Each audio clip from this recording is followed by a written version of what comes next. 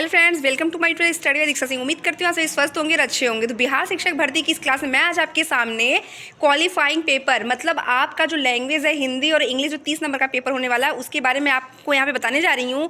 बिना time waste करे फटाफट आइए प्रश्न के ऊपर। पहला प्रश्न आपके सामने दिखाई दे रहा है, he is pursuing MA from dash university.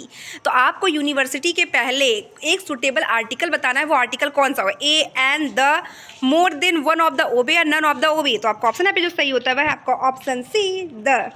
Next प्रश्न की तरफ बढ़ते हैं। नेक्स्ट प्रश्न आज की क्लास में जो है वो आपसे पूछता है, choose the correct alternative for is the following. तो which is the not a part of plant, which is not a part of plant, leaves, branches, bird and animals, more than one of the above या none of the above. Which is not part of plant, plant मतलब पौधे का भाग इसमें से कौन सा नहीं है? तो लीव्स है, आपके ब्रांचेस भी हैं। तो आपका ऑप्शन यहाँ पे जो सही होने वाला है वो है आपका option C, birds and animals. चलिए बढ़ते हैं आप अगले प्रश्न की तरफ। अगला प्रश्न आपसे पूछा, which of the following you do not use in a computer. Which of the following you do not use in a computer. आप कंप्यूटर में कौन सी जगह इसमें यूज़ नहीं है? हार्ड डिस्क है, हार्ड ड्राइव है, कीबोर्ड है, टूथब्रश है, more than one of the above या नन ऑफ द ओबे। तो ध्यान दीजिएगा यहाँ पे ऑप्शन जो आपका सही होने वाला है वह आपका कौन सा है? ऑप्शन सी, टूथब्रश का यूज़ जो है हमें कंप्यूटर में कहीं भी करना नहीं पड़ता है। बढ़ते अगले प्रश्न की तरफ। अगला प्रश्न आपकी स्क्रीन पर है, what among the following a lady does not use in a kitchen। what among the following a lady does not use in a kitchen। आपके सामने यहाँ पे ऑप्शन है, dryer, oven, induction, more than one of the above या none of the ओवे। तो आपका ऊपर यहाँ पे जो उत्तर होगा वो आंसर फर्स्ट सही होने वाला, ड्रायर। बढ़ते हैं अगले प्रश्न की तरफ। लैंग्वेज इस क्लास में जो अगला प्रश्न आपके सामने है वह आपसे पूछता है, which one is the not allowed in a examination. Which one is the not allowed in the examination. Examination centre पे इसमें से कौन सी चीज़ का यूज़ या कौन सी चीज़ों का यूज़ आप करना वर्जित है? आपके सामने जो ऑप्शन उनमें से एक होना चाहिए। क्या है आपका यहाँ पे option? Mobile phone, earphone, books, more than one of the above या none of the above.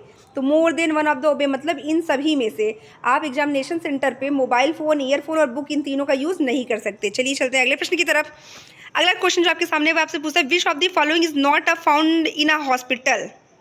Which of the following is not found in a hospital. तो आपको बताइए हॉस्पिटल में क्या क्या नहीं हो सकता इसमें से? Nurse, operation theatre, telescope, more than one of the above या नन ऑफ द ओबे। तो नर्स और ऑपरेशन थिएटर तो ये हॉस्पिटल में होना नहीं होना है। तो वहाँ पे आपका ऑप्शन सही होता है ऑप्शन सी, टेलीस्कोप। चलिए फटाफट पढ़ते हैं अगले प्रश्न की तरफ। अगला प्रश्न आपके सामने है, complete the sentence given below, use the correct alternative. ठीक, यहाँ पे आपसे पूछता है, एक the person who writes a book is no as it's.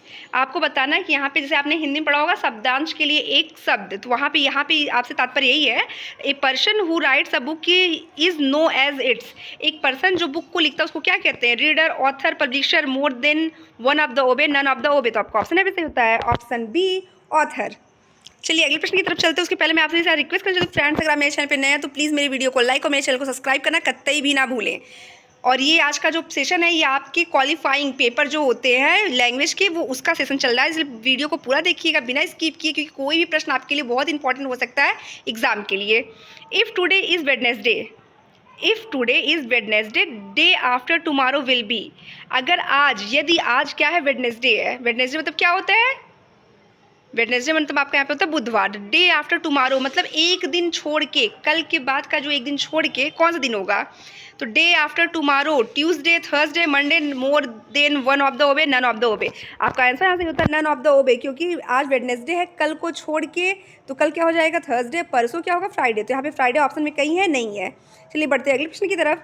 अगला आपके सामने है वह आपसे पूछता है, we must dash traffic signal. आपको यहाँ पे एक सुटेबल जो है सेंटेंस फिल करना है। We must dash traffic signals, not break, not follow, more than one of the above या नन ऑफ द ओबे। आपका ऑप्शन यहाँ पे सही होता है ऑप्शन ए, नॉट ब्रेक। हमें ट्रैफिक सिग्नल कभी भी ब्रेक नहीं करना चाहिए। नेक्स्ट आपसे पूछता है, if today is the 12th month of December. 12 महीने का समय होता है, मंथ में जो लास्ट मंथ का डे होता है 12वां मंथ, उसको आप क्या कहते हैं? दिसंबर कहते हैं। The next month will be, तो जो अगला महीना, दिसंबर के बाद जो अगला महीना शुरू होने वाला है वो कौन सा होता है? अप्रैल, जनवरी, फरवरी, more than one of the above या नन ऑफ द ओबे। तो आपका ऑप्शन यहाँ पे सही होता है ऑप्शन बी, जनवरी। तो फ्रेंड्स फटाफट आप मेरी वीडियो को लाइक और मेरे चैनल को सब्सक्राइब करते हुए आगे बढ़िए। चलिए आते हैं अगले प्रश्न के ऊपर। A month can have days. एक मंथ में कुल कितने दिन होते हैं? 28 और 29, 30, 31, more than one of the above या नन ऑफ द ओबे। तो एक मंथ की अगर बात करें तो एक मंथ में आपके 30 डेज़ भी होते हैं, 31 डेज़ भी होते हैं, और कभी कभी आपके फरवरी में 28 और 29 का भी, जब लीप ईयर होता है तो 29 ईयर के भी डेज़ होते हैं। तो आपका उत्तर यहाँ पे क्या होगा? Option D, more than one of the above, एक से अधिक। इसका जो उत्तर है वो होगा आपका एक से अधिक। नेक्स्ट प्रश्न की तरफ बढ़ते हैं। नेक्स्ट प्रश्न आपके सामने जो है वो आपसे पूछता है next question, daughter is sister, granddaughter, cousin, more than one of the above, none of the above. तो आपका ऑप्शन यहाँ पे सही होता है ऑप्शन बी, ग्रैंड डॉटर। चलिए अगले प्रश्न की तरफ। नेक्स्ट आपसे पूछता है, grandfather's father is grandpa, grandfather, great grandfather father, more than one of the above या नन ऑफ द ओबे। आपका ऑप्शन यहाँ सही होता है option B, grandfather. Next, mother's father is paternal grandfather, maternal grandfather, great grandfather, more than one of the above, none of the above. आपका option यहाँ पे सही होता है ऑप्शन बी, मैटरनल ग्रैंडफादर। अगर आपका यहाँ पे फादर के साइड से होगा तो पेरेंटल ग्रैंडफादर होगा, माँ के साइड से होगा तो मैटरनल ग्रैंडफादर। नेक्स्ट प्रश्न की तरफ चलते हैं, आंट्स डॉटर इज। तो आपका यहाँ पे क्या होगा? Mother, grandmother, niece, more than one of the above, none of the above. तो अगर आंटी की बेटी, आपकी आंटी बेटी आपकी क्या होती है? यहाँ पे कज़न होती है। तो यहाँ पे ऐसा कोई ऑप्शन नहीं है, तो आपका ऑप्शन यहाँ पे सही होता है ऑप्शन ही, नन ऑफ द ओबे, इनमें से कोई नहीं। Mother's and father children are sister and brother, cousin, aunty and uncle, या फिर more than one of the above, none of the above. तो आपका यहाँ पे जो आंसर सही होता है ऑप्शन बी, कज़न। मम्मी के जो मौसी वसी होती है उनके बच्चे हुए, फादर्स के साइड जो अंकल आंटी के बच्चे होते हैं उनके बच्चे, ये हम सभी के क्या होते हैं? कज़न्स होते हैं। चलिए नेक्स्ट प्रश्न आपके सामने है। यहाँ पे आपके सामने एक छोटा सा पैराग्राफ है, उस पैसेज को आप पहले पूरा पढ़िए, देन उसके बाद आपको यहाँ पे आंसर करना है। Once upon a time a hunter come to forest, it was summer and water was the scare, many of the animals had die of the thirst, the hunter killed a deer and took it back to his house. The forest god was very sad because he could not protect his animals. He prayed to the rain gods and the monsoons arrived. The animals could breed again because there was enough to eat and drink. तो चलिए यहाँ पे सामने आपके सामने जो प्रश्न है वो आपसे पूछता, whom did the forest god pray to? The hunter, the deer, the rain god, more than obey, none of the obey. तो यहाँ पे जो फॉरेस्ट में गॉड किसकी, कौन से भगवान को लोग प्रे करते हैं बारिश करने के लिए? तो आपका वहाँ पे आंसर होगा the rain God. Next, the forest God was very that he could not protect his animal. जो फॉरेस्ट के गॉड थे वहाँ के लोग बहुत ज़्यादा सैड थे। क्यों? क्योंकि joyous, sad, neutral, more than of above, none of the above. तो वो सब वहाँ पे क्या थे? सैड थे। क्योंकि जो एनिमल्स थे जंगल के, उनको क्या था? उनके अंदर बहुत भूख और प्यास लगी हुई थी, इसलिए वहाँ के लोग क्या थे? सैड थे। Next, in which season did not the animal have enough to eat and drink? In which season did not animals have enough to eat and drink? Summer, monsoon, all through the year, more than one of the obey, none of the obey. Option से यहाँ पे correct होता है आपका option B, monsoon.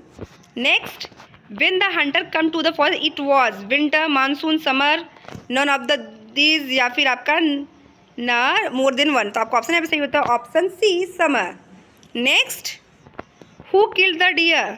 Who killed the deer? Rain god, forest god, a hunter, more than one of the above, none of the this. तो आपका option यहाँ पे सही होता है option A, C, hunter. Next आपका यहाँ पे जो हिंदी लैंग्वेज से रिलेटेड प्रश्न है वो आपसे पूछता है, निम्नलिखित में से कौन सा शब्द अव्यय नहीं है? अव्यय वे शब्द होते हैं जिनको आप अगर काटते हो तो उसका पार्टिकुलर मतलब अव्यय, आप सिंपल में समझिए, अव्यय वे शब्द होते हैं जिनके ऊपर स्त्री और पुरुष, स्त्रीलिंग और पुरुष लिंग का कोई भी फर्क नहीं पड़ता। स्त्रीलिंग या पुरुष लिंग की कोई भी चीज़ों से, तो जैसे मैंने बोला कि मैं अभी तो सो के उठा हूँ, मैं तो अभी सो के उठा हूँ, अभी इसमें एक वर्ड है जिसके ऊपर कोई प्रभाव नहीं पड़ेगा। मैं अभी सो के उठी हूँ या मैं अभी सो के उठा हूँ, तो ये अभी जो यहाँ पे वर्ड है ये आपका क्या है? अव्यय है। तो अव्यय वे शब्द होते हैं जिनके ऊपर स्त्रीलिंग या पुरुष लिंग या पुल्लिंग लिंग का कोई भी प्रभाव नहीं पड़ता। आपका ऑप्शन यहाँ पे होगा जूता, आज, भीतर, उपरोक्त में से एक अधिक या उपरोक्त में से कोई नहीं। तो यहाँ पे जो अव्यय नहीं है वह है आपका ऑप्शन ए, जूता। नेक्स्ट, हर्ष स्वर एवं प्लुप्त स्वर किसके प्रकार है? हर्ष स्वर, दीर्घ स्वर और प्लुप्त स्वर किसके प्रकार है? संधि के व्यंजन के स्वर के उपरोक्त में से एक से अधिक या उपरोक्त में से कोई नहीं। आपका ऑप्शन यहाँ पे सही होगा ऑप्शन सी, स्वर संधि। नेक्स्ट, तालव्य ध्वनियाँ कौन सी होती हैं? तो पहले चलिए मैं आपको बता दें, क वर्ग की ध्वनियों को आप कौन सी ध्वनि कहते हो?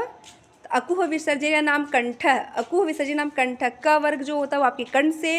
दूसरा आता है आपका इचु यशा नाम तालु, जो च वर्ग होता है वो आपके तालु से। तीसरा आपका होता है रीटू रसाणाम मूर्धा, रीटू रसानाम मूर्धा, तो ट वर्ग जो होता है वो आपके मूर्धा से है। और चौथा आपका आता है ऋतु लसानाम दंत, ऋतु लसानाम दंत, तो जो ऋषुनाम दंत जो दंत से उच्चारण होता है वो आपका कौन सा होता है? त वर्ग।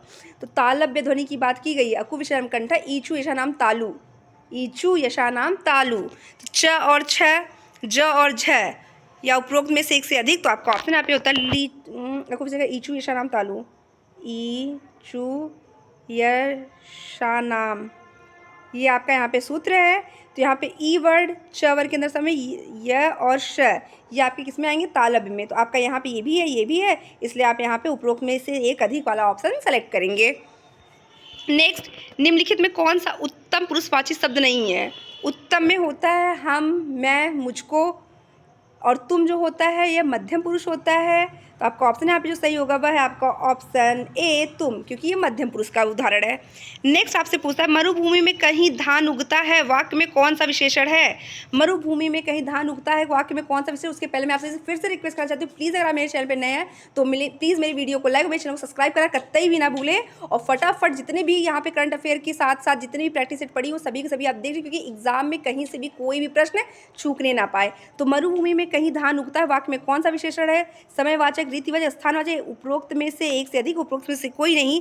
तो यहाँ पे स्थान विशेष की बात की गई, तो आपका ऑप्शन है ऑप्शन सी। चलिए मिलते हैं आपसे नेक्स्ट वीडियो में, तब तक के लिए धन्यवाद।